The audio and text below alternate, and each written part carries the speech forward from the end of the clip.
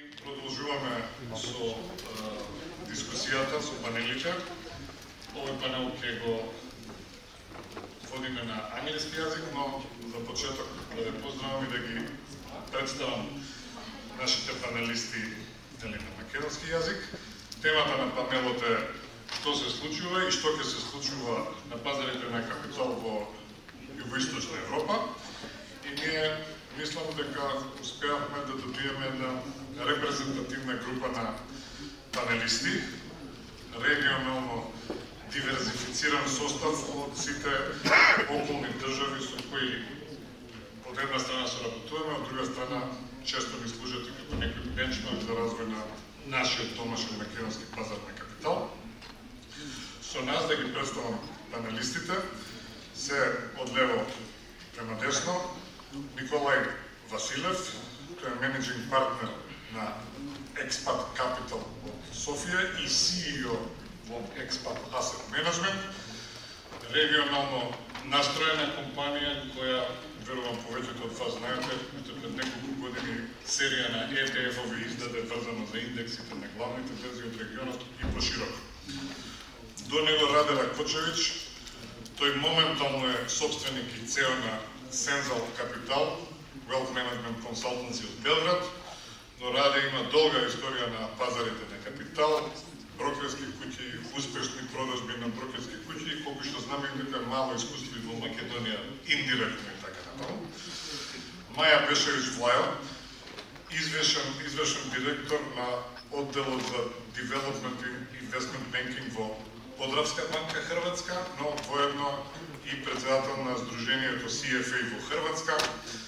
Да не влагам во темите што таа ќе ги образлагам, но нивното сдружение и Маја лично доста е посветено на развојот на пазарот на капитал во Хрватска.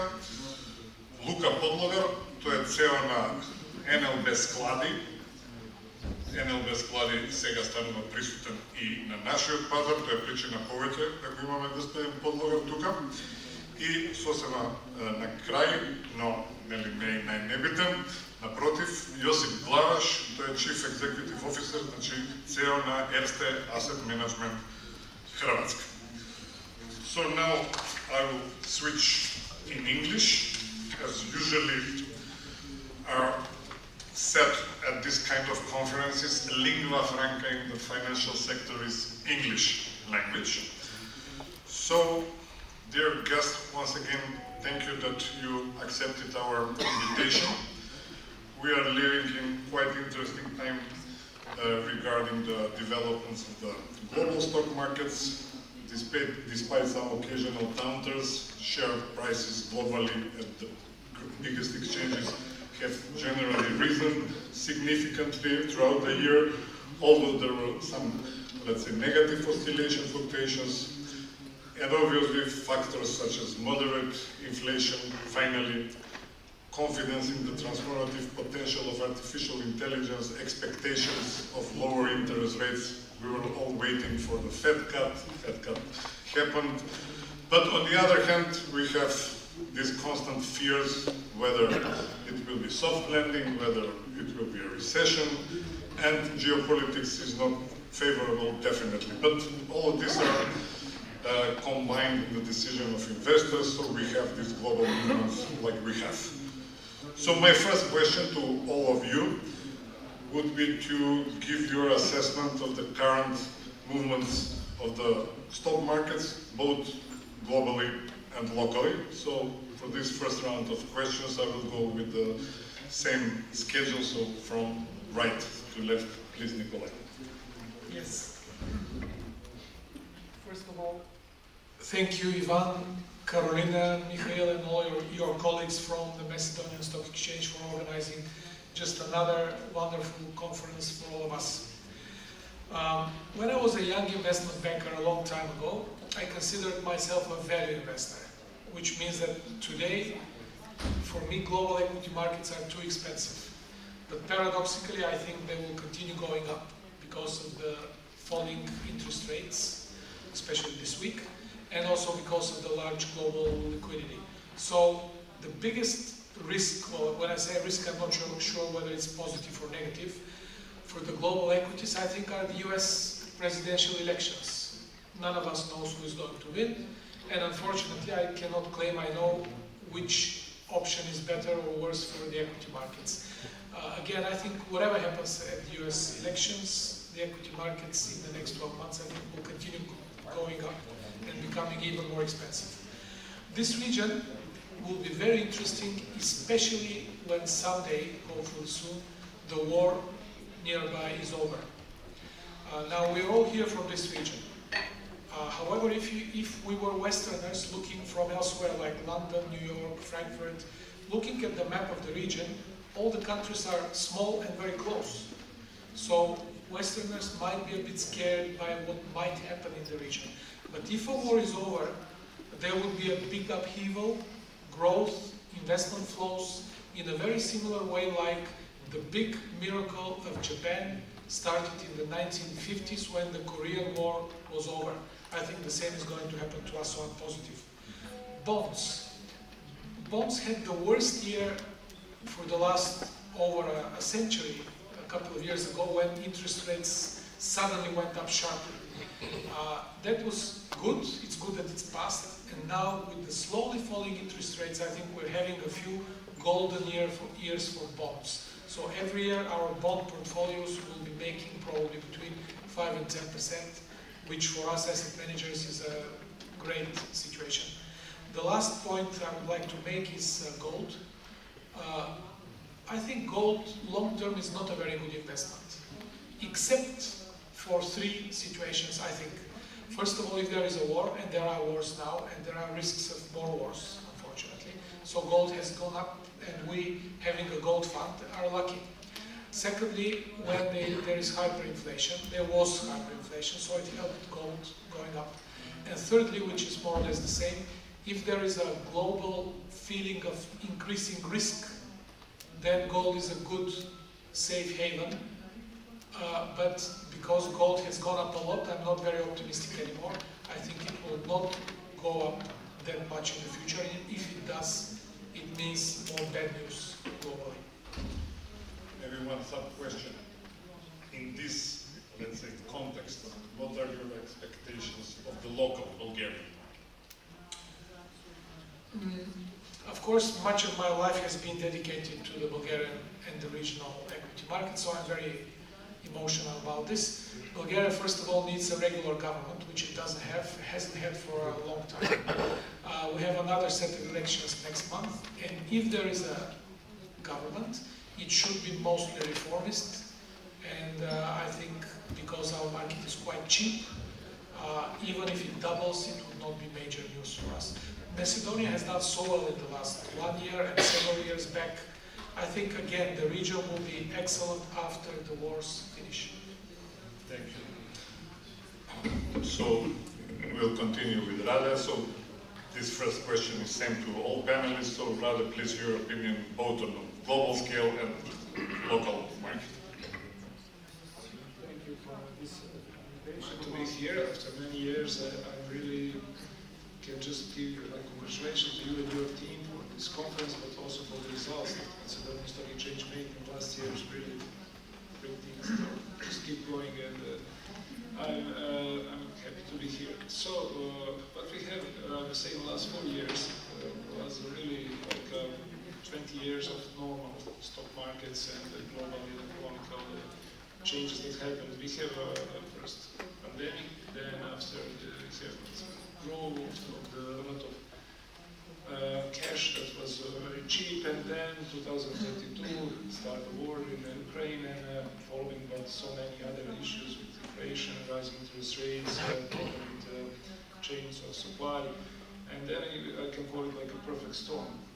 All the assets actually was falling, like stocks and bonds, which you never see in the books, except gold, except other things. But so it was really difficult to everybody to predict what will happen. So after that, 2023, we were in brief, and the war became like a normal thing. And now we have another conflict in Israel, Palestine. So I think that what is now for us as investors is actually to be be very careful to think about our strategy of investment as a long-term, to diversify, as should as diversify our funnel. I think that's something that everybody needs to think about how to, because we can't be in the market. So, so many elections happening in this year. I think more than half of humanity was choosing who will lead them in the future. So the last one is the most important one.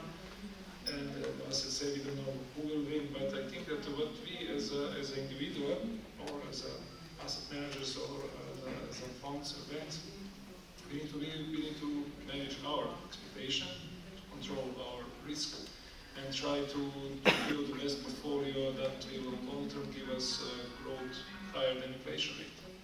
And I might say that Serbia, everything looked like normal until Corona starts, and then we get in the last 4 years two kind of fears that actually moved people. First was like, of course, fear of death.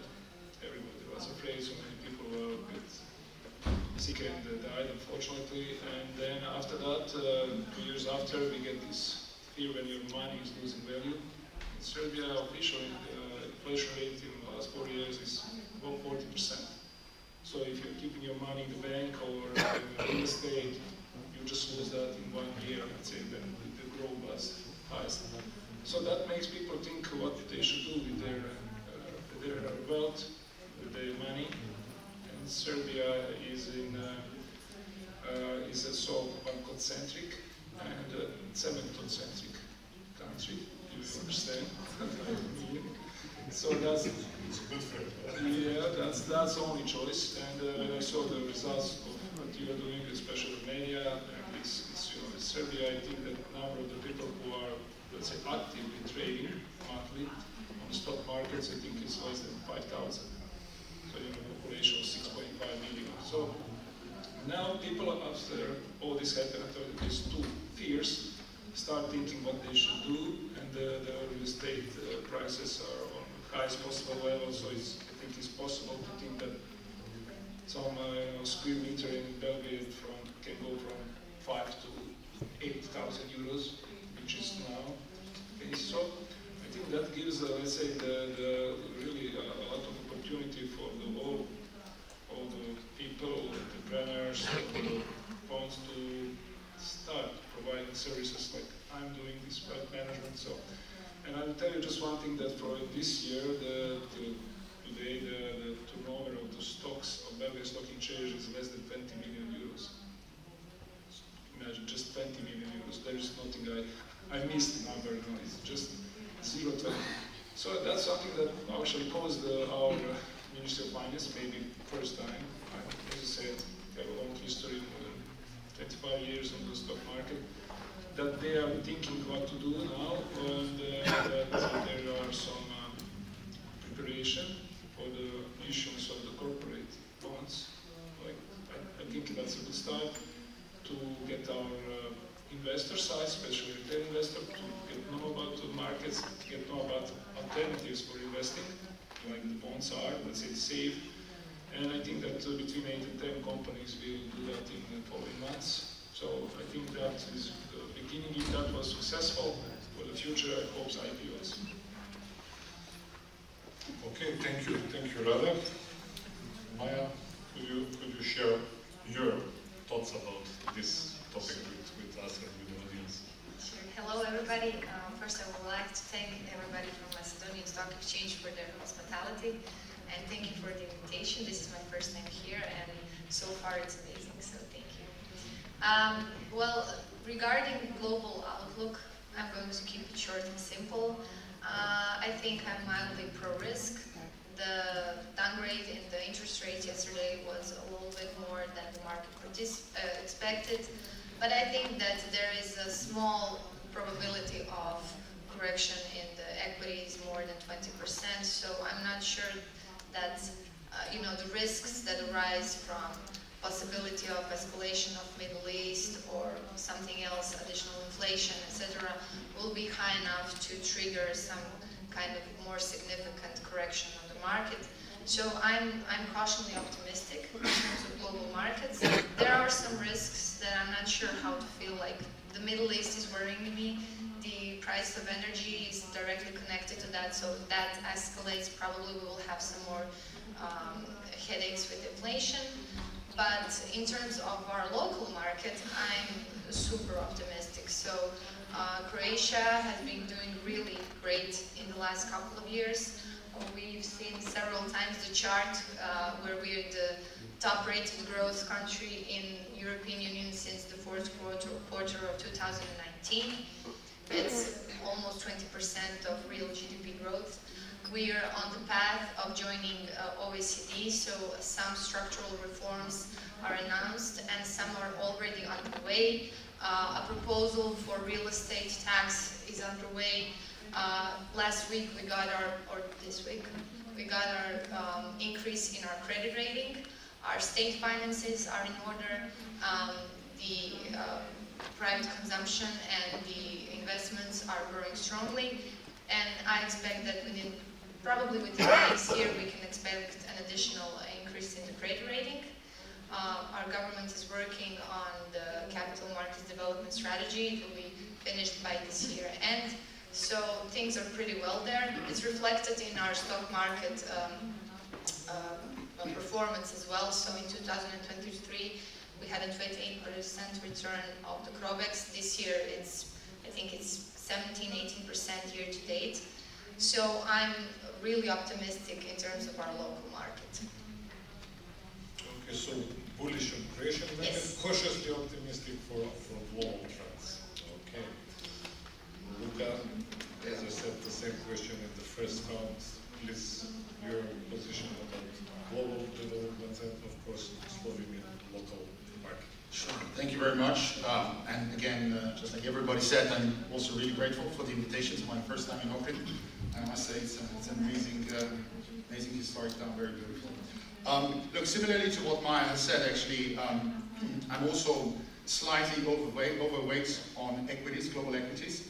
The performance so far actually has been very good this year. I mean, we have seen a few hiccups in certain sectors. We've seen what volatility means. And we've also, I think a lot of investors learned the lesson, what it means to invest in some sectors which are a little bit more higher beta, such as, for example, technology.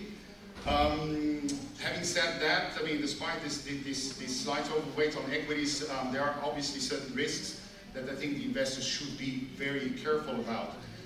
One thing which I don't believe has been mentioned enough is the whole story of the interest rates. I think we take for granted that the inflation has been, pretty much, the war against inflation has been won. Yes, I think in the basic scenario, we could assume that, but I'm not so sure that the probability of a different scenario is zero. I think it's not. So we have to be, inflation can come back and show its ugly head in a very sort of small percentage of probabilities, but, like I said, it's not zero. So that's for sure for me one of the, I think, major global risks apart from the, the wars. I think we are in a situation where I would say the surface of the planet, where the wars are currently being conducted, is much higher than basically in the previous decades. And that obviously creates certain risks for the investors, certain risks obviously for the long-term investors, for equities as well as for certain other asset classes. So I think in this environment, where the interest rates are decreasing, it seems that we've won the inflation, but there are certain risks. Obviously, despite the overweight on equities, what I would do for sure is look at the portfolio. Is it diversified enough? This sounds very standard, but it's for the institutional investors, it's definitely a big worry. And definitely I would look for certain anti-cyclical investments, which have different cycles than I would say the average economy, such as infrastructure. And I think also now in the current environment, real estate is becoming, again, global real estate is again becoming a very interesting one. Now when it comes to the local markets, we've seen the performance. It's been fantastic, I think, for the entire region of ex-Yugoslavia. We've seen really double-digit growth, basically everywhere, year to date. Having said that, I think if you look at the fundamental valuations of the companies, There's still a lot of very interesting value plays, a lot of very interesting dividend stocks, which I think are out there for grabs. Obviously, for us as institutional investors, the challenge is always the volume. Can we trade enough? If we want to sell it, will we be able to sell it at what discount? So this is really one of the biggest, I think, challenges for us. And I don't think it's going to be, to be honest, solved by capital market strategies, by talking about it. I think what we need here, seriously, is a serious tax reform, which in various different markets, some markets are better, some are worse. Slovenia here for sure is the worst, I can say that. But I think if we don't give people tax incentives, on top of pension system reform, which I think, at least in some of the countries, I think we've done a much better job again than Slovenia. If we don't see that, I think all of our talk will be pretty much in vain. So I mean, this is what we always say. We really urge the decision makers to really dig into these tax systems and actually help us create incentives for the small investors, not just for the institutions, especially for the small investors, to start participating in the capital markets in bigger numbers. What about another brief question about Slovenia? Slovenia, at least for us here in Macedonia, was always a kind of benchmark for some, I will put it like this, social and economic development. But in terms of IPOs, capital market, actually, as I know, and I'm pretty long in this industry, despite some privatization deals that went with Macedonian Stock Exchange, you have not had a real classical IPO. How come? Yeah, that's a really good question. I mean, one of the sad observations, basically, if you look at the Slovenian equity market throughout the cycle, throughout maybe last 20 years, is that there are less and less companies, obviously, which are available for the institutional investors to put their money in all honesty, I think one of the reasons why there haven't been so many IPOs, at least I can talk for Slovenia now, is first of all the lack of companies, but there's another reason. Because I believe you cannot develop a capital market, a market of public equities. I think this is what everybody's talking about. Not the entire capital market, but we're talking about public equities, right? You cannot develop it unless you have a fundamental base of institutional investors, which will have an appropriate home bias and actually then invest in the local markets. Let's say in Croatia, I always admire the decision, how wise it was, right, to create domestic pension fund industry. Similarly, also in Macedonia, because what you have in the local market are the investors, which by definition will have at least some home bias, right? And by definition, they will invest a portion of their assets into basically domestic equities. It happens everywhere. It doesn't happen just here in our markets. It happens in the US. It happens in the Nordic countries. It happens in Switzerland. So unless you create that, unless you create an appropriate accumulation of these entities, you won't have a developed equity market. And then there's another topic. How do you grow companies to become big enough to do an IPO? Because the company needs to basically be a bit of an adult, right, before it comes to the stock exchange. It needs to grow. Well, this is another thing why you need basic accumulation. You need the pension funds, which through their small alternative investment, allocation, will invest money into, let's say, venture capital, private equity, directly into companies, and through that actually spur the growth of these small companies, so that they, let's say, 7-10 years become big enough to do an IPO. So this is what you need to do. So we're always talking about the same thing. You need the basic sort of financial infrastructure of local investors. Otherwise, I think, in all honesty, the capital markets will almost die out.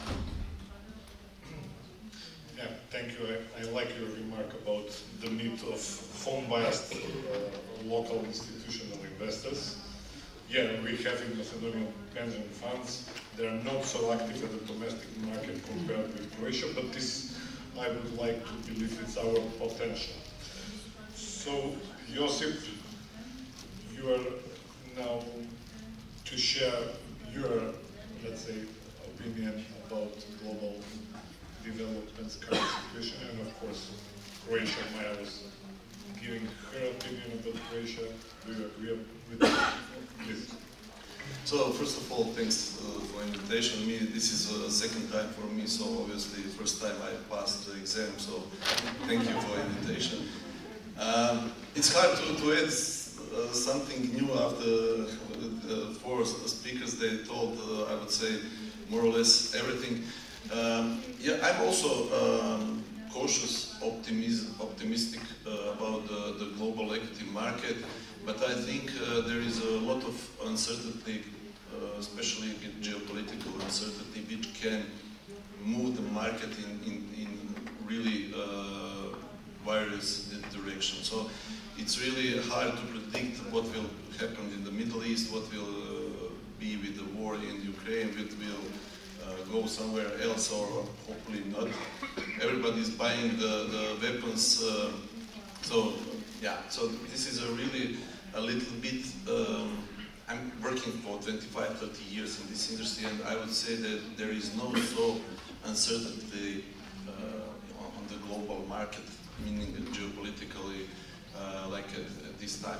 I agree with Luka regarding the inflation and the interest rate. So I'm also bullish on the bond side, but also cautious, because if something, for example, happened in the Middle East, the oil price will go up significantly. Then we'll have again pressure on inflation.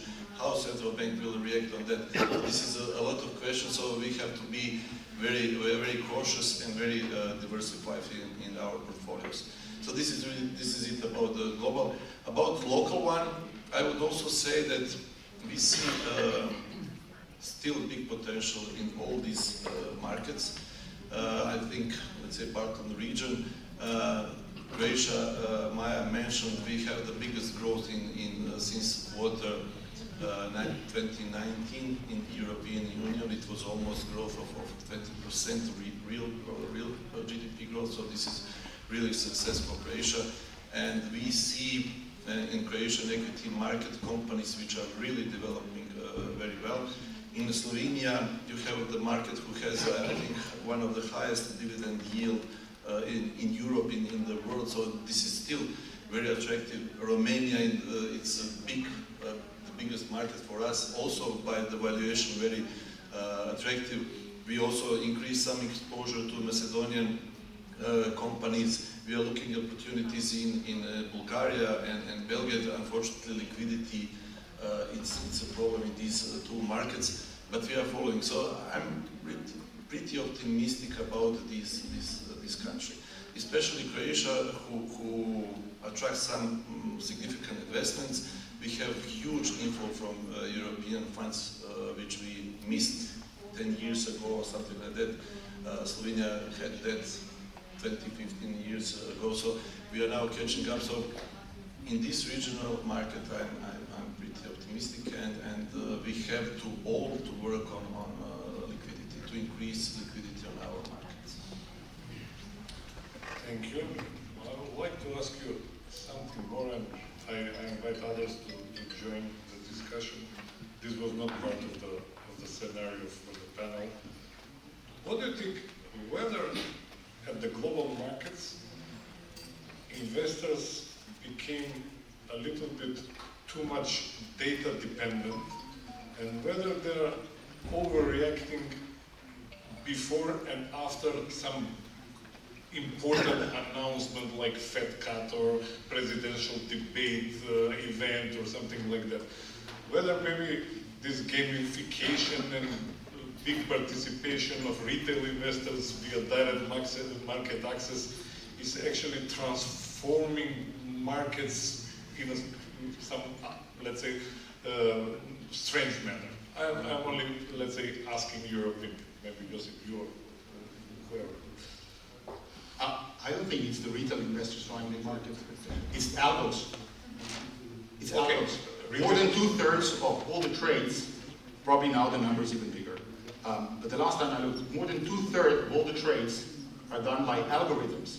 So they're done by machines. Machines are driving the markets, right? Rephrasing the question, whether algorithms are overreal.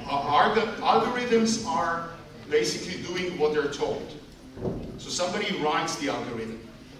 And basically the algorithm trades the way it's been basically told to trade. And it's always a person who writes the algorithm, right? So it's basically the person who triggers, who writes the algorithm, and then the algorithm, actually a lot of algorithms have been responsible for big swings, big, very short swings intraday in the market. So this is the reality. If you look at the market, the structure of the trading, let's say 15 years ago, where you had certain institutions which are today no longer allowed to trade. So specialist traders, they're gone. They're not allowed to trade anymore. In a lot of investment banks, you know, their wings have been clipped in terms of trading directly on the stock market. So basically, on one hand, we don't have these buffers anymore. On the other hand, we've got the growth in algos. So this, I think, is causing also increased volatility. Because sometimes it doesn't make sense, right? When you look at the market, and sometimes you just feel it doesn't make sense what has happened. Yeah, that was my point. Definitely different environment. Maybe on the same To add, yeah, Luca made an important point about algorithmic trading, obviously. I would also want to mention another trend which before the crisis of 2007, 2009 was not the case. Before that, somehow we were more in the classical years when markets were driven mostly by corporate returns, just the normal things. Afterwards, as in response to the global crisis, what did global governments do, starting from the US and then everybody else? Enormous printing of money, unknown in the history of mankind. Enormous borrowing and increasing of public debt, unknown in the history of mankind. And very low interest rates. If somebody in my university years had told me that real interest rates, you understand, real interest rates is the difference between the nominal and inflation, can be negative for such a long time, I would have thought that was unlikely and unsustainable and strange. If somebody had told me that nominal interest rates could be negative, I would have thought the person saying that was extremely stupid, but this really happened. And then the third surprise, if somebody had told me that the price of commodities could be negative, I would also have thought this was something stupid. But as you remember, the price of oil futures became negative 4 years ago at one point because of a special situation.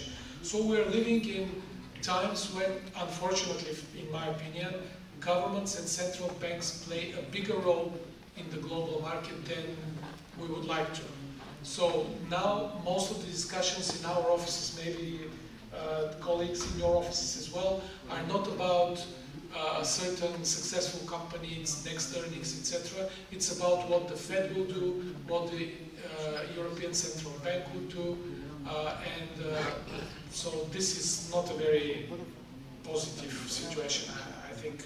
And my biggest conclusions for the future are, number one, long-term equities always win. So I'm certain that by the time we become pensioners, we'll make the most money from equities compared to everything else.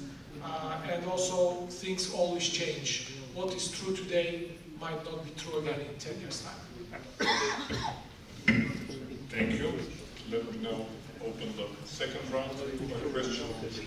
The panel was structured first to cover global and local markets, then now we will go with some questions to our guests for their particular companies, and at the very end I will ask them about some of their thoughts about the development of the Macedonian market. So, Josip, from the perspective of your position as a fund manager, what do you consider as your biggest achievement this year so far? Is maybe the registration of these money market funds both in Croatia but also in Austria and Germany? Were there any objectives that you planned and still do not achieve this year? So yes, this is, I would say, our milestone success because usually in Erste Group, but I would say in other groups which are working in Croatia, so Unicredit, Intesa, Raiffeisen, it's always that from the headquarters they're distributing their, I would say, how to say that politely, it's on English, their knowledge and their products towards us. And now we have the opposite direction, where So you are smiling. yeah. Now where we have the opposite direction, where we set up money market fund in Croatia and exporting that to Austria and Germany. And this is for us very success. I don't know, are you aware or not, but money market for the clients is the most simple product. It's easy, it's going up with low volatility. If you have a huge liquidity of the paper, it's not a problem. But from the regulation point of view, this is one of the most complex products regarding the risk management and reporting. And this is also, because of that, we are proud, because we are really able to fulfill all these regulations, which is subscribed by EU. So this is really our milestone. We are now have a new challenge, and this is to attract clients in these two huge markets. And I think we will succeed it because we structured these funds not from the local paper. This is really we invested in European papers, France, Germany, Spain, Italy. So huge liquidity papers, and this is what you have to have in such products, to have huge liquidity. So this is really our milestone. What else we would like to do? Yes, we would like, you said that you will ask later on, but my colleague Luka winning one tender against Erste here in Macedonia, but nevertheless, we would like to expand our business in this, let's say, Balkan region, ex-Yugoslavia countries, and what we here, what in Croatia should happen, I think in Slovenia it's already happened, it's consolidation of fund management market. So in Slovenia I think there is a 5 fund management, 4 of them it's 90-something% of the market share. In Croatia it's much more diversified, and I think there will be opportunity for consolidation, because asset management it's really a business of economic of scale. So you have to have some certain amount asset under management to cover, especially now in EU, to cover all these regulation and requirements, which from every year it's increasing and becoming something new. So you need some new people, you need some new software, you need some reporting, and this is causing increasing the cost. So you need really volume to finance that and to be bigger, better, and grow further. So this is. Could you explain a little bit for our audience this, let's say, new money market fund? Because historically you had something in Croatia, then because of the new regulation you actually closed that fund, and now you're opening again. Because maybe for people that are not so familiar with that, this is not for the first time that you are creating that. What is actually that difference, and what European regulation actually is forcing this new money market fund to do? So in Croatia we have the situation until this financial crisis of 2008, equity market was driven Croatian asset management market. After that, then money market started to driven, and the money market was growing. There was some problems in the European Union, and some money market funds didn't fulfill their requirements, or how to say that. But okay, then on 2007, to avoid misunderstanding what is the money market, what is the short-term bond funds, European Union bring the regulation, money market regulation, which define who can be called money market, how should be structured, what kind of risk can be taken, liquidity, reporting, and so on. And because of 2017, interest rates went to 0 or below 0, so there is no possibility to launch money market funds. In that first directive, actually it was written that whole papers in the money market funds should be at least 8+ or something like that. Should have a rating of rating agency 8+ or even higher. So there was no possibility to have it in money market. So whole European Union switched from the money market to the short-term bond funds. Now when interest rates went up, money market started again to live, and now we also launched. So for example, shortly, not to taking too much time, you have to have a certain daily liquidity. So 7.5% of the money market should be available on one day. At least 50% of the funds has to mature in next 1 week according to this regulation. If you have significant clients concentration, then these limits are increasing, and so you have to follow. So there is several rules which you have to watch every day and also look and calculating, reporting to FAMA, not to Croatia, HANFA, but to European Union. So this is pretty demanding. You have to have automatized process and know how to do it. So this is really, as I said, really big success for us that we in the Erste be able to set up that locally, because that's showing that in our company we have knowledge, capacity, and IT support which can provide all this. Thank you. Maja, as a president of CFA Association in Croatia, you played a crucial role in drafting the strategy for development of the Croatian capital market. And I suppose that was quite time-consuming for you. And I had the opportunity to listen to you to the various panels in the region talking about that. So could you provide more details about the strategy? What are the key conclusions and recommendations? Sure. I have to say from the start, I disagree with my colleague. I think a lot can be done with a good strategy, especially in tax reforms. So, yes, taxes are crucial, I agree. Yes, so we decided that actually we wanted to do a proposal of the capital markets development strategy since 2019, but it just wasn't the right time, and in 2022 CFA Institute gave us their support. And the mission of our society is to work for the ultimate benefit of overall society for citizens. And then we decided that we will do, obviously the Ministry of Finance wasn't doing the capital market strategy then, but we decided we will draft a proposal, publish it publicly, and then say to the government, this is yours, take it, use it, do with it whatever you want. And then basically what happened, it was very good timing because government was on the path of, towards OECD, and they needed our help, so we started this collaboration, which was, I think it still is very fruitful.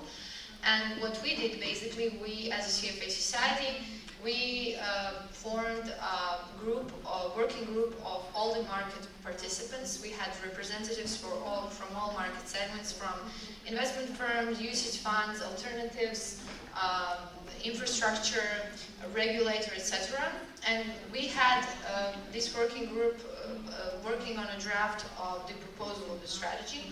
But before that, we conducted an extensive research. This was one-of-a-kind research on Croatian market, where we examined the attitudes of all, basically almost all, because we had 300 participants in the survey, about the capital market development and what are the problems that we are encountering in our everyday business.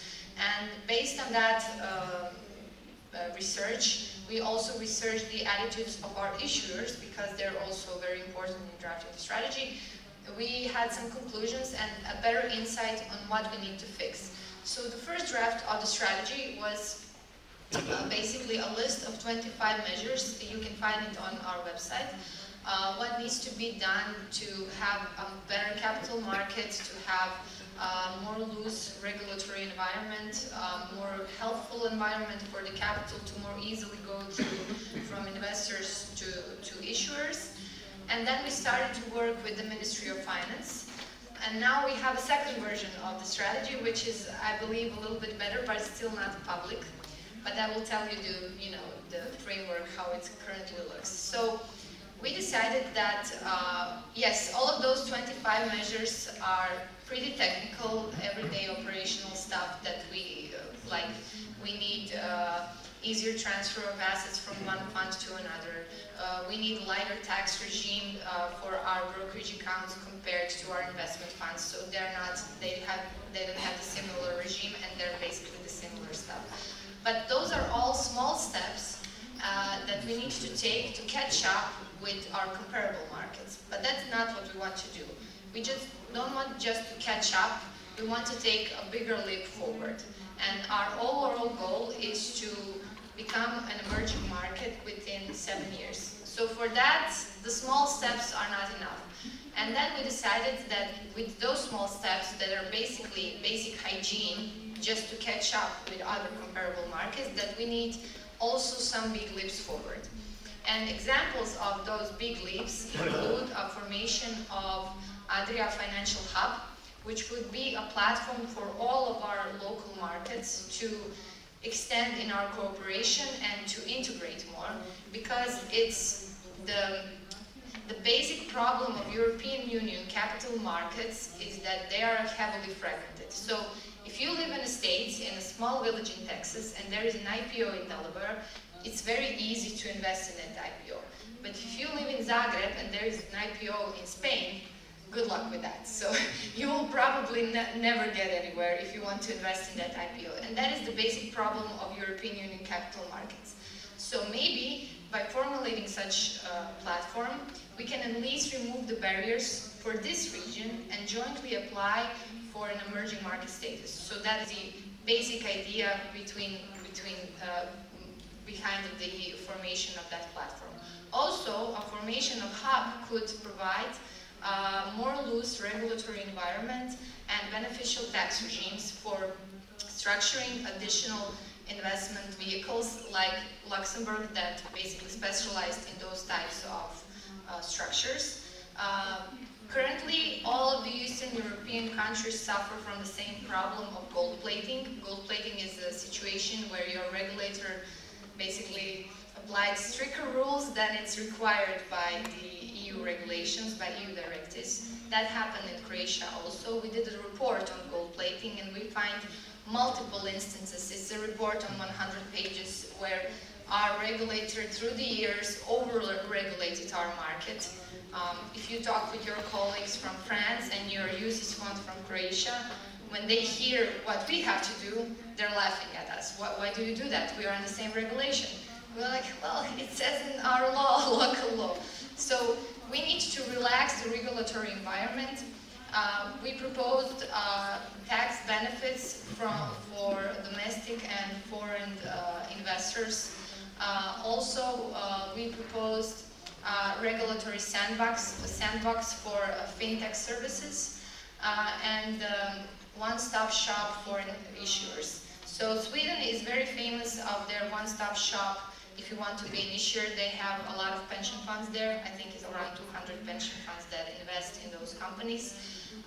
We proposed regulation that will enable issuers to come to Croatia if they want with a lighter tax regime and to issue a company there, to issue a list company under less restrictive regulation than we have now in a couple of days. So that is the idea behind the first pillar of forming Adria Financial Hub. The second pillar, if you want to take a big leap, is digitalization of services. Currently, we are not digitalized at all. If you want to vote, you probably will do it by paper on your annual shareholder meeting. If you want to register, you will have to do it by paper. So now we are proposing that we digitize everything we can to digitally onboard clients, so Revolut is not killing us with their digital onboard. Also, if you are a foreign investor and you want to invest in Macedonia, Slovenia, or Croatia, good luck. Half of our institutions do not have an English version of the page, and even if they do, it's very confusing for foreign investors. So we proposed creation of digital platform that will be providing all of the necessary information for potential investors, not just Croatian investors or regional investors, but foreign investors. I have Italian owners of the bank, and every time they need to do something in Croatia, they call me, Maja, what I need to do? This is so confusing, everything is in Croatian, what is the Croatian ID number? So it's confusing for them, and if we have a platform to facilitate investor to invest and to make the easier access, I think that would be of tremendous help. The third pillar would be increasing the corporate governance. Our state-owned enterprises are currently in the process of restructuring their corporate governance policies. It's part of our OECD path, but we do not have a developed yield curve for our state-owned enterprises. So there are proposed measures how to push them towards capital markets, because when you're on the market, when you're a publicly traded firm, whether it's debt or equity, you are required to be transparent. I think that would be a push towards better corporate governance.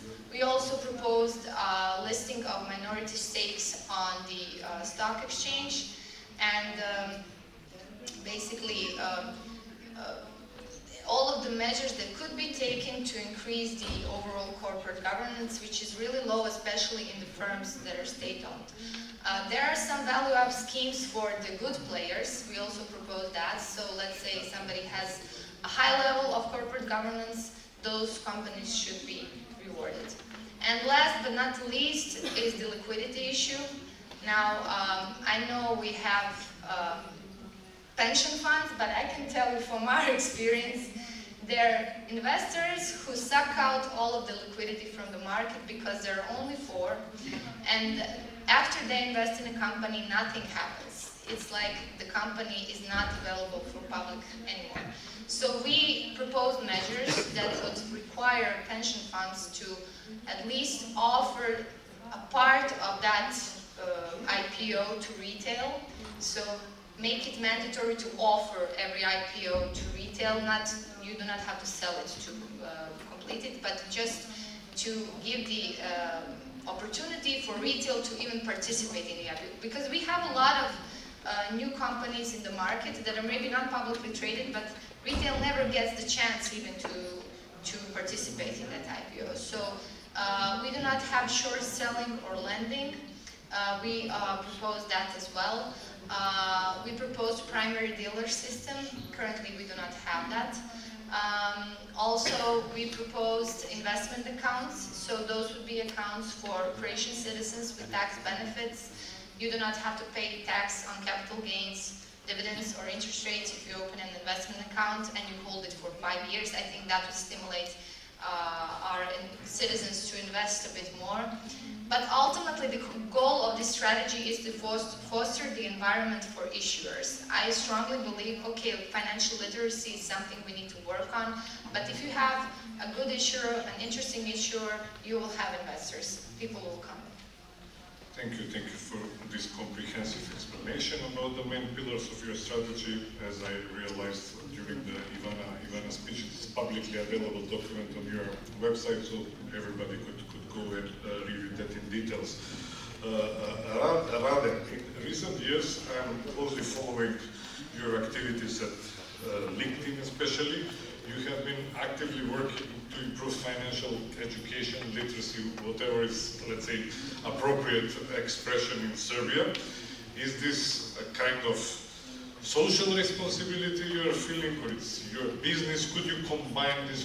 Could that be both business and pleasure? Or so? Why are you doing that?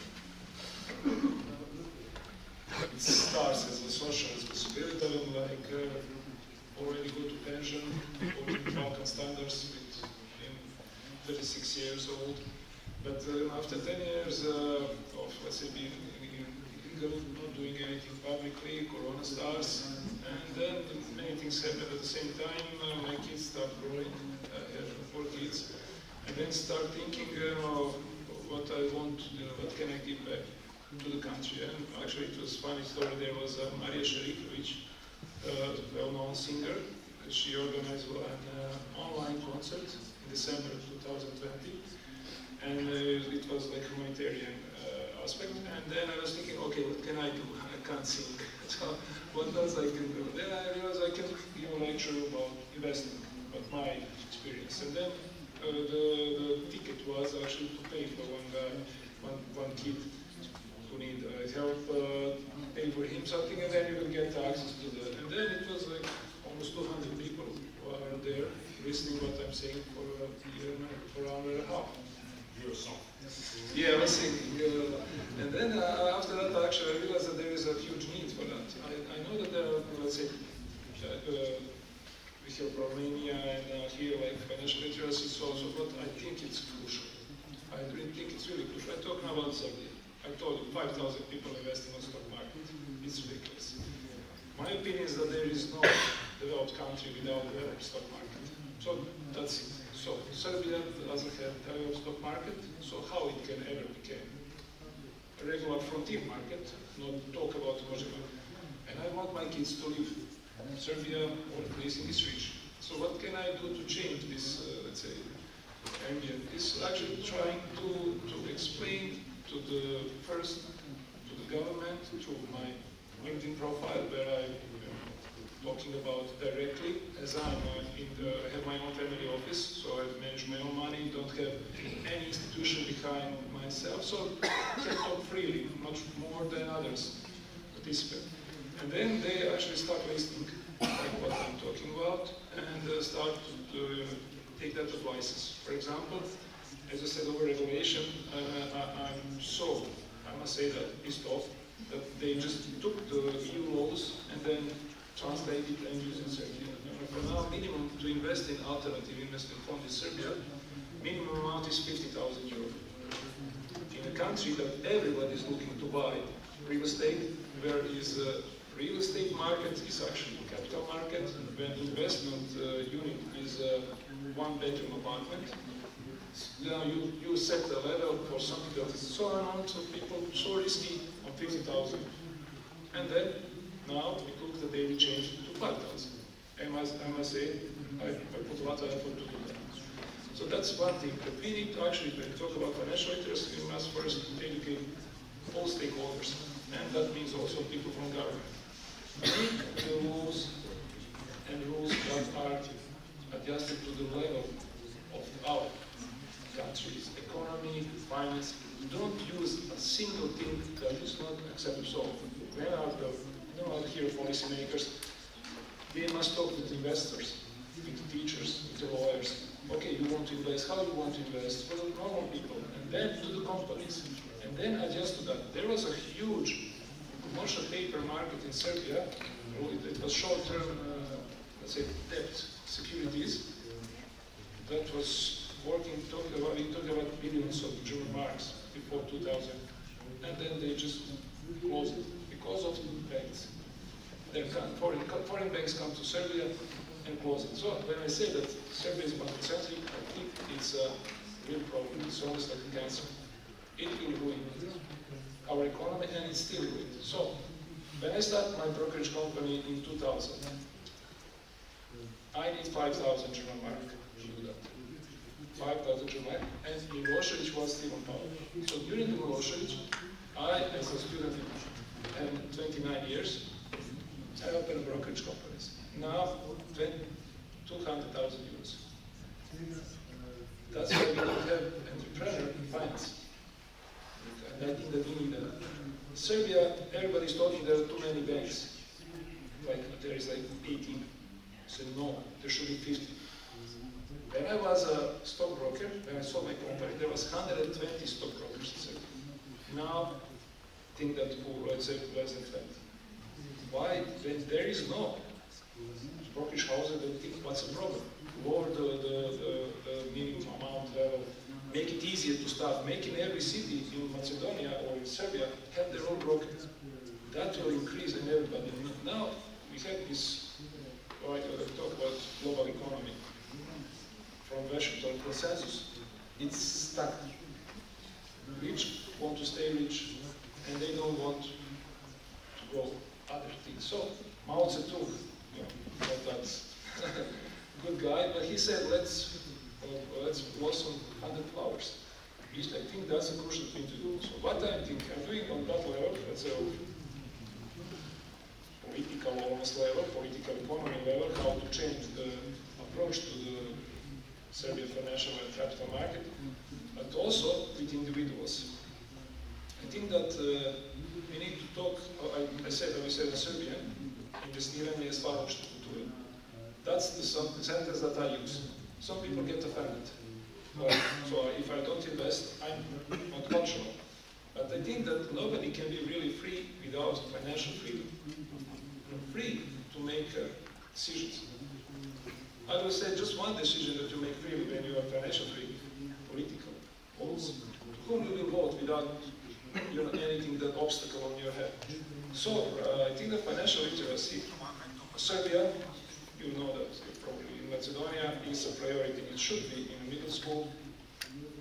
Kids need to learn about budget and how to budgeting, personal income, how to take control about their costs, how to make decisions. I think that's important. We need to start from that, and that's what I'm doing. And it's really, sometimes maybe some people think it's boring when I repeat it all the time, but I think that's crucial to make this Serbia country that will, in 10, 20 years, I'm not unrealistic. It's an evolution that I think we need. Okay, thank you. You're opening this very essential question whether small countries can, let's say, be better off with this regulation created for bigger countries, etc., etc. Okay, let's go on. Nikolay, your company Expat has been developing and offering various products to investors in Bulgaria. I mentioned in the introduction your project with Erste, but what about this particular year? Could you tell us more about what is the product that you are, let's say, most successful this year, please? Thank you. Our company Expat Capital is 18 years old. The word expat, I'm sure you understand, is the short for expatriate, which means a professional working abroad. The name comes from the fact that most of us, many of our employees, have studied and worked abroad in 10 different countries. Bulgaria is you might be a bit surprised, it's a good place to set up such a company for a few reasons. One of them, we have a zero capital gains tax. I think some time ago Croatia must have had a zero. Is it true or not? We had a zero rate tax up until 2016. When was? Yeah, I think we introduced in 2016 the capital gains. Since 2002, Bulgaria has had a zero capital gains tax, and also our other taxes are the lowest in Europe, 10% personal income, 10% corporate profit. So it's good. Also, our pension funds might be the largest in Central and Eastern Europe as a percentage of GDP. They manage around, my guess is 12 to 13 billion euro at the moment, which is not so large by global standards, but they're growing every year.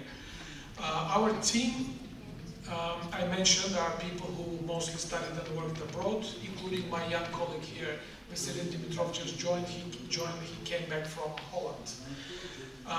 Some years ago, we decided that we cannot, of course, be one of the large companies even in this region. For example, Poland is a very big country. We cannot be as big as them. But we can be one of the most innovative companies in the region, even in a bigger region between Frankfurt and Hong Kong. I'll give you a few examples. First of all, we decided to become the largest ETF operator in the region. 7 years ago, we created 11 index ETFs for the following countries, passive index equity ETFs. Poland, the Czech Republic, Slovakia, Hungary, Slovenia, Croatia, Serbia, Macedonia, Romania, Bulgaria, and Greece. In some of those countries, competition appeared with some local ETFs and also some international ETFs like Poland and Greece. But in the other countries like the Czech Republic, surprisingly, Slovakia, Serbia, Macedonia, and Bulgaria, as far as we know, there are no other ETFs in the world. So if you want to invest in the Macedonian equity market, and if you're a Westerner, a foreigner, even sitting in Belgrade, you have two choices. One of them is to set up, to have a local broker, to have an account, to go through the complicated KYC procedure, to do foreign exchange, so you need some money to exchange your local currency into another currency. You need some international custodians maybe to hold your shares. Oh, good luck. That looks like as difficult as flying to Mars. And we decided to solve all those problems for global investors. So global investors living in New York or elsewhere might not know even the name of a single company in this region. But as easily as they can buy, let's say, a Deutsche Bank share in Frankfurt, they can buy these 11 ETFs within seconds on the Frankfurt Stock Exchange. So first of all, we listed these ETFs in Sofia, then we cross-listed all of them, the 11 in Frankfurt, then 1 in London, then 5 in Ljubljana, just to try to see how it works, and it works. And then we created other products which are also unique. We created the first short ETF.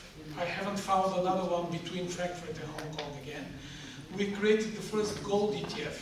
There is a Turkish mutual fund for gold, but no ETFs. So our gold ETF has done very well because of the price of gold.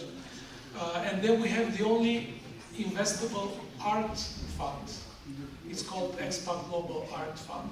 Yes, you can invest on a daily basis, invest and divest. It's open-ended. It works a little bit like a mutual fund, and its return year to date has been great, over 25%. In a written way, Ivan, you asked about our most successful products in the last 1 year. Year to date, it's our Macedonian ETF, just because the market is so successful. The return is over 35%, and also it's the most successful investment instrument in Bulgaria, I guess, overall, just because nobody has done as well as... But without much liquidity.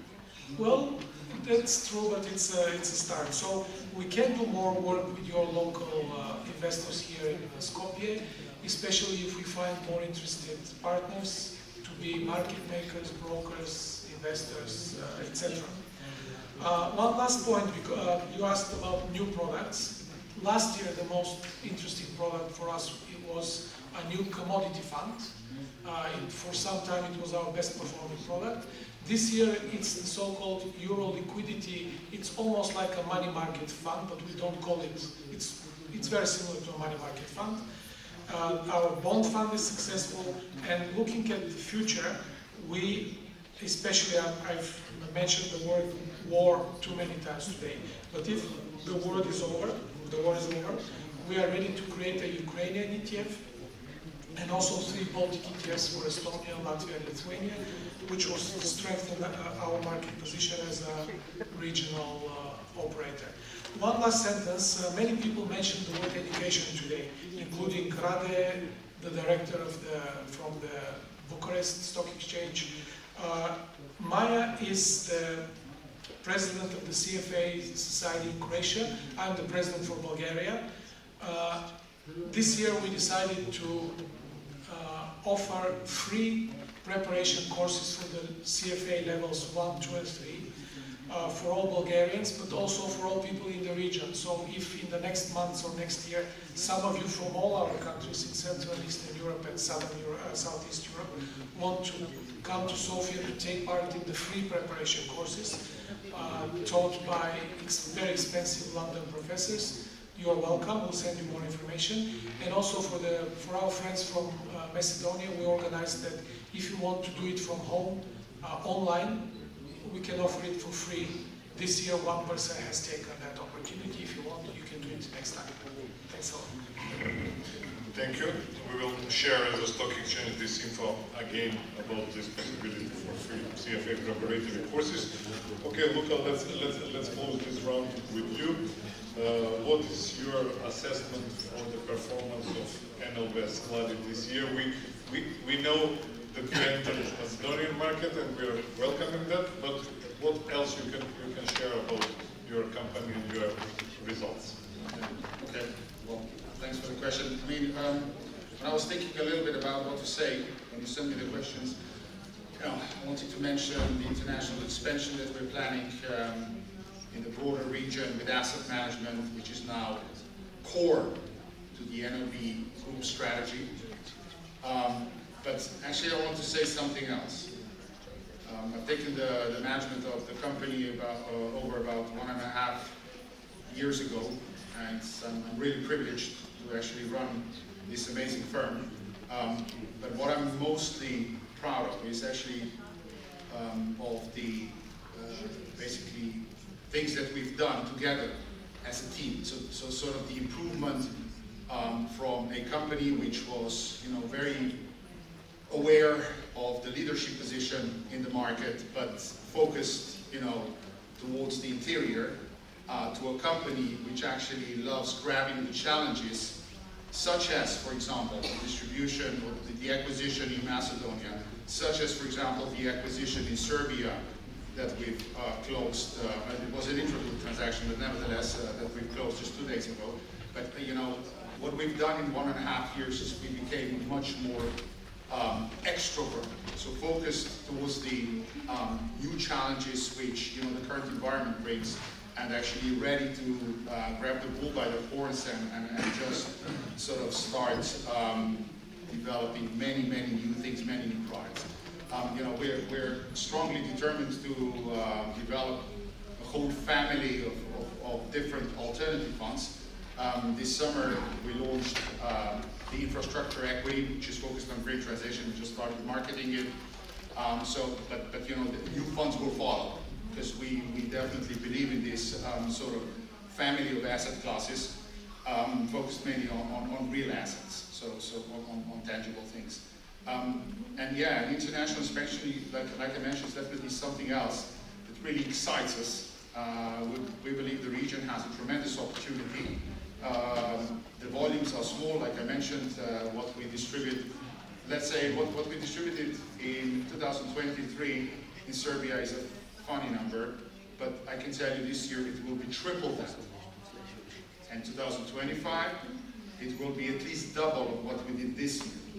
So if you focus, determination definitely the right word. If you focus, you can definitely succeed. And this is what I'm most proud of, because I think I have a team which will be, help me actually succeed on this path, with these endeavors. Thank you. We are running the conference program with 15 minutes delay, and I will try to stick to that, so we have, less than 10 minutes for the third round of questions, which I will try to be more focused on Macedonia from your perspective. Let's start with Maja. You explained really in details about your strategy. Even Glavas was also mentioning the strategy. You know probably not much about Macedonian market, but there are similarities still with the Croatian market. I suppose you were listening to other panelists today. So if you have to pick up some of the recommendations for Croatia, what do you think in general should be priority in this kind of market, which is less developed but still similar? Well, I'm going to keep it short, I promise. Don't gold plate. Don't do that. It's a huge problem in all of the Eastern European countries. It's something in our mentality, but don't over-regulate. It's such a mess afterwards. It's hard to clean up. It's a problem even for the regulator, because the regulator cannot be the one who will say, okay, now we will deregulate a little bit. So there will need to be a push from the market. So just when you're applying all of the EU regulation, just go soft, don't over-regulate. I hope your regulator is here to hear that. But unfortunately not. Yeah, at the end of the game, it's a problem for everybody, and it doesn't do anything good for the market. That's the first thing. The second thing is, I think you're doing a great job, and a regional integration, further steps into that is a good way to go, and a way to stimulate citizens into investing more, financial education obviously, but maybe introducing some kind of financial stimulation in terms of tax grants, investment accounts, to motivate them to invest and to hold that investments a little bit longer just to follow what's happening. Because in Croatia you have a situation where people do invest a lot, but not in Zagreb Stock Exchange. They invest outside. So keep them on your market. Thank you. The next question is actually for all of you, Josip, Luka, and Nikolay, because in previous periods, obviously, you and your companies had some interest for our market, and Bespladi officially entered the market. Josip, you already mentioned you were trying to access the market, so I hope there are some alternative plans. Nikolay, you also mentioned ETF for Macedonia, and I'm aware that you already mentioned something during your discussion, but do you have some final message for our panel about you, your company, and Macedonia? So I can start. So I will just continue to this what Maja said, and then I will answer your question. So we now have a small problem in our laws, and we try to change it. Maja and me are working with that, and this is really disaster. And really, when you're implementing EU directives, put it generally, put in the law. You can define anything by laws, but not put everything detailed in the law, because it's terrible to change something, and we are facing with that. So this is really important, crucial things. I was visiting your Security Exchange Commission several times, and I was always telling them that story. I know that you are very keen to join EU, that there is a lot of benefits of joining EU, but regulation of EU try to put it as much as general and then define others by other problems. Regarding the Macedonian market, yes, we tried. There was tender. Unfortunately, my colleague Luka won against me, but hopefully we will come back somehow to Macedonian market. I didn't give up, or also I think Erste, I know that Sparkasse is very keen to develop fund management business here in Macedonia. So I will visit you. I will try to set up or new company or looking for the new acquisition, and we won't give up from the Macedonian market. Even maybe looking from Vienna, it's a small market. Looking from Croatia, it's very interesting for us because we see here huge potential. What Luka said, not just here but in all other countries, because fund market is still at the beginning of growing. So I would say, with growth of economy, with growth of asset management, there is a potential for this business. Yeah, so I've been a big believer in the Macedonian market for a long time, because I know the company that we acquired pretty well, because I changed firms in the meantime, so it was like just reuniting with friends actually. No, but seriously, for NLB Group, Macedonia is an extremely important strategic market. It's one of the definitely core markets of the group.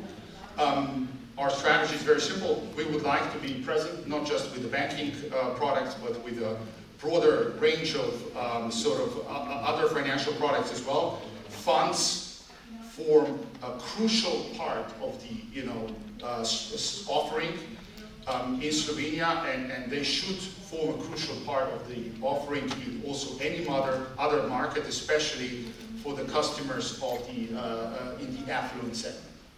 So it is absolutely crucial that we have a good fund offering here in Macedonia, but it's a big work that actually awaits us.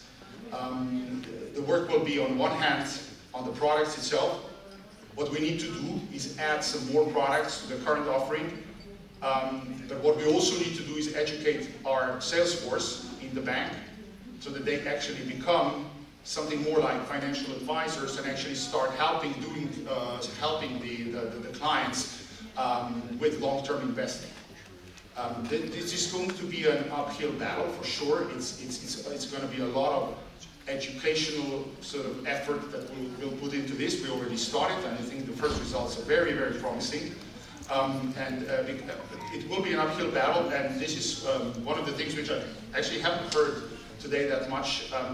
I think it will be a battle because the products that we're lacking in the market, or the low financial literacy, results in this obsession with money market fund products, or short bond fund products, or fixed income products. But I don't see enough equity, which would be equity products used by people, which would be sort of corresponding to their long-term investing needs. So I think this will be the biggest, for me, challenge here to teach the sales force, to teach the bank employees that actually for the long-term needs, equity is a little bit more appropriate as a product, despite the fact that actually, yes, it can drop. Thank you. Would you like something else? Yes, one last sentence is, when we launched our Bulgarian ETF locally, the sleeping local stock market suddenly woke up and rose by around 40% within months. Your market has been rising, but I think if we cross-list or list Macedonian ETF on your stock exchange, many people will wake up as well. Retail people, institutional investors, and as it starts growing, then foreigners will notice it in Frankfurt as well. And this might be a next level of development for you. So, but for that we need some local help. We cannot do it ourselves. Thank you both to the short, let's say, comment on Luka and your statement. As a Macedonian Stock Exchange, we are here to support any, let's say, project that could increase the liquidity and interest in our market. Very last question to Rade. Serbia and Macedonia are first neighbors. The trade relations is very good and high. However, because of different historical circumstances, there is notable absence of integration between capital markets. Do you think that in the future we can do something from both sides to intensify this kind of cooperation as well? First, I would like to ask Luka. Luka, would you like to sell your business to us, please? You mentioned that a few times already. Now it's time. We can stock exchanges, stockbrokers. Now we can make a deal. Okay. Yeah. No. Like I said, Macedonia is way too strategic, so for sure we're not selling. That's right. I think there is enough opportunity for all of us, and to be honest, we are against each other. For example, we are now sharing information about Montenegro market and helping each other. So we have to help to each other, because there is potential and enough space for everybody to grow in these countries. Yeah, but when you are in Vegas, then people get married, because there is easy to marry. So now it's the right moment. So I try. Yeah, but I haven't invested in the regional stock markets for 15 years, and try on the Belgrade Stock Exchange and get out in 2 months, because now you could. But now I really like what I hear here. This is a great thing, and I will think about Zagreb and about Slovenia. I was thinking, but now I think that I will start, let's say, thinking really to invest again. I think that can be like a first step. A few days ago, before I came here, I told my friend where I'm going, and he said, "Oh, I would like to buy some shares on the Macedonian Stock Exchange."